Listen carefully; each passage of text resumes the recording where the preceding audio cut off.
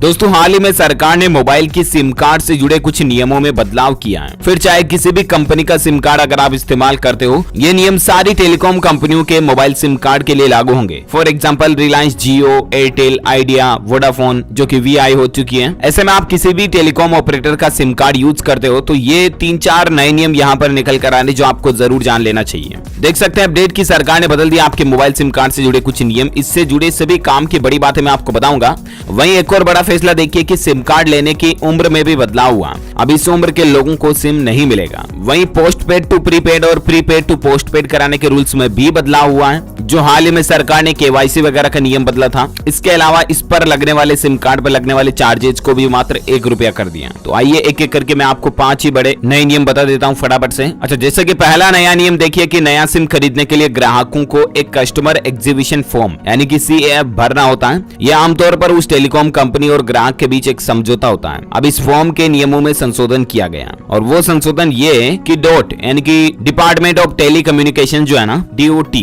दूरसंचार विभाग, उसका ये कहना कि दोस्तों भारत में अब नाबालिग लड़के लड़कियों को सिम कार्ड जारी नहीं किए जाएंगे। इसमें संशोधन कर दिया, नियम में बदलाव कर दिया और इसका सीधा मतलब ये है कि 18 साल से कम उम्र का कोई भी व्यक्ति अब देश के किसी भी टेलीकॉम ऑपरेटर से सिम कार्ड नहीं खरीद सकता है ना। जैसे वोट डालने की कम से कम उम्र 18 साल है, ठीक वैसे अब सिम कार्ड खरीदने की भी मिनिमम उम्र 18 साल होगी। इससे कम का कोई भी व्यक्ति सिम कार्ड नहीं खरीद पाएगा, है ना। तो एक तो नियम में ये बदलाव हुआ। इसके अलावा कुछ रूल्स जैसा कि मैंने आपको बताया सिम कार्ड को लेकर देख सकते हैं आप। अब नए कनेक्शन लेने या प्रीपेड नंबर को पोस्टपेड या पोस्टपेड को प्रीपेड में बदलने के लिए आपको फिजिकल फॉर्म भरने की जरूरत नहीं होगी। टेलीकॉम कंपनियां ये फॉर्म भरने का काम डिजिटल माध्यम से कर सकेंगी। मोदी सरकार की कैबिनेट बैठक में इस फैसले को भी मंजूरी मिल चुकी है। यानी कि अब से अगर कोई नया मोबाइल नंबर या टेलीफोन कनेक्शन लेता है तो आपका केवाईसी कंप्लीटली डिजिटल होगा। यानी केवाईसी के लिए आपको किसी भी तरह का कोई कागज जमा कराने की जरूरत नहीं पड़ेगी। आपके आधार कार्ड की फोटोकॉपी, ड्राइविंग लाइसेंस की फोटोकॉपी ऐसी जरूरत नहीं पड़ेगी। कंप्लीट डिजिटल केवाईसी होगा, समझ रहे हो ना। वहीं पोस्टपेड सिम को प्रीपेड कराने जैसे सभी कामों के लिए भी अब आपको कोई फॉर्म नहीं भरना पड़ेगा। इनके लिए भी डिजिटल केवाईसी मान्य होगी।